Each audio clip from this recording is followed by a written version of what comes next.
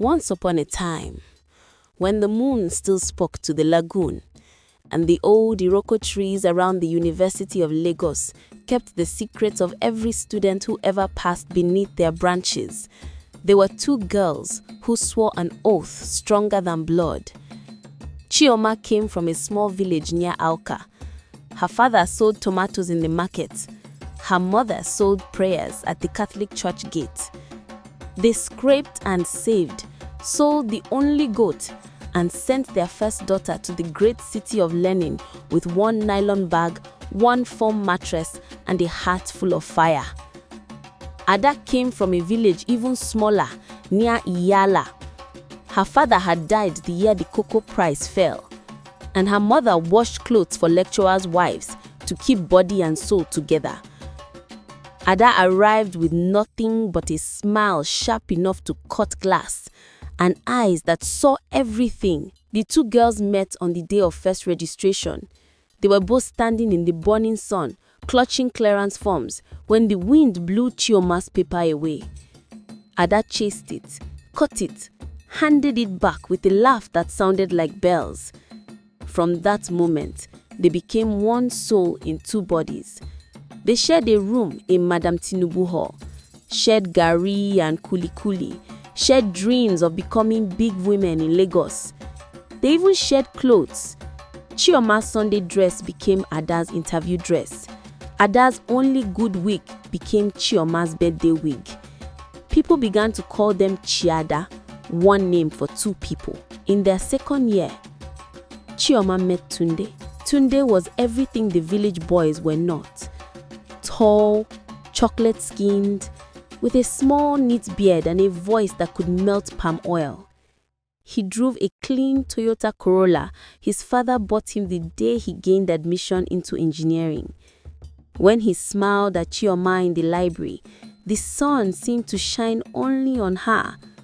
He bought her shawarma at Juicy Joint, paid for her handouts, carried her bag after lectures. When he asked her to be his girl, Chioma ran to Ada first, screaming and dancing. Ada hugged her tight and said, "My sister has caught a big fish, oh! This one go carry us go London." And for a long time, it looked true. Tunde treated Ada like his sister. He paid for both their hair when they wanted to braid shuku. He took them to a Legushi beach and paid for pepper soup and chapman. Ada called him Brother Me and posted him on her WhatsApp status with love emojis. The three of them were a small happy family, but hunger is a spirit that does not sleep. Ada's mother fell sick. The hospital in the village asked for 250,000 naira. Ada cried in the bathroom every night, pressing her mouth against the towel so Chioma would not hear. She started skipping lectures to do runs at night, coming home at 4 a.m. smelling of perfume that was not hers. Chioma noticed. But Ada said, "Don't worry, I'm managing." Chioma believed her because sisters believe sisters. One weekend, Chioma traveled home for her elder brother's traditional wedding. Ada told Tunde she was lonely. Tunde said he would come and keep her company, just to watch movie. They watched no movie. They opened the door to something dark and sweet and forbidden. It happened once, then twice.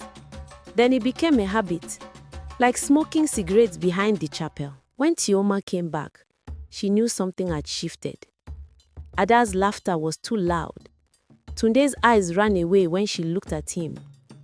Then, one night, an unknown number sent her pictures. Ada asleep on Tunde's chest in his off-campus room, his hand on her bare waist. Another picture, Ada wearing Chioma's own red nightgown, the one Chioma left on the line. Chioma did not sleep. She did not eat. She walked to Ada's new hostel in Moremi like a ghost, knocked once.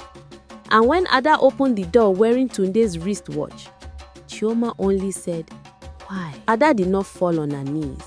She did not cry.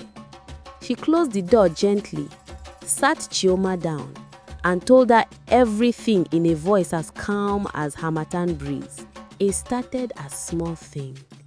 I was broke. He was there. I'm sorry, Chi. I'm truly sorry. But listen. She opened her handbag and brought out a white envelope thick like a Bible. Inside here is 500,000 naira. Tunde and I saved it. Your school fees, acceptance fee, everything till final year is complete. Take it. Let this matter die between us. We are sisters. Blood did not join us, but pain has joined us now. Let us bury it. Chioma stared at the money for a long time. 500,000 naira. More money than her father saw in 2 years. Money that would stop the disgraceful calls from the bursary office. Money that would stop her mother from selling the last wrapper in the box. She thought of dropping out and going back to the village to sell tomatoes beside her father. She thought of the shame. She thought of the graduation picture her mother kept praying to see. Her tears fell on the envelope. She took it. From that day, Chioma became a shadow. She paid her fees, bought new clothes, but her smile died. She moved to a new hostel so she would not see Ada every day. She blocked Tunde on every number he used to call.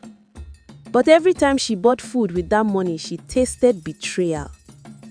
Every time she sat in a paid lecture hall, she heard mourning in her head. The money bought her degree, but it sold her peace. Ada and Tunde continued their love.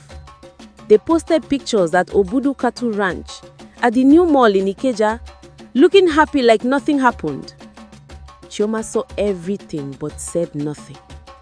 The money had bought her tongue. Years rolled by like harmattan dust. Chioma graduated with second-class upper. On convocation day, she wore black gown, but her eyes were red from crying the night before. Ada graduated the same day. She wore white lace and gold shoes and took pictures with Tunde in front of the Senate building. Chioma stood far away under the iroko tree and watched them. When Ada looked in her direction, their eyes met for 1 second. Ada looked away first. 6 months after youth service, Tunde married another girl from a rich family. Ada was not invited to the wedding. She moved to Abuja and nobody heard from her again. Chioma became a banker in Lagos. She's doing well now. She bought her mother a small house. But every December, when the university students return home and the campus grows quiet, Chioma drives to the old Moremi Hall at night. She parks under the same iroko tree and sits in her car until dawn. People say if you pass there around 2 a.m., you will see a beautiful woman sitting alone, counting money in an envelope that never finishes, crying without sound. And the elders who sit under the tree drinking palm wine will tell you, some money is not ordinary money. Some silence is louder than shouting. Some debts are not paid in this life. They follow you to the next.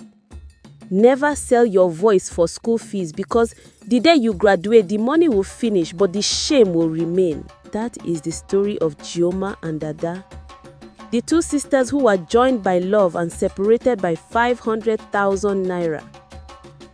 And the lagoon still keeps their secret, deep and black and quiet, waiting for the next girl who thinks money can bury pain, the end. Or perhaps for some wounds, there is no end.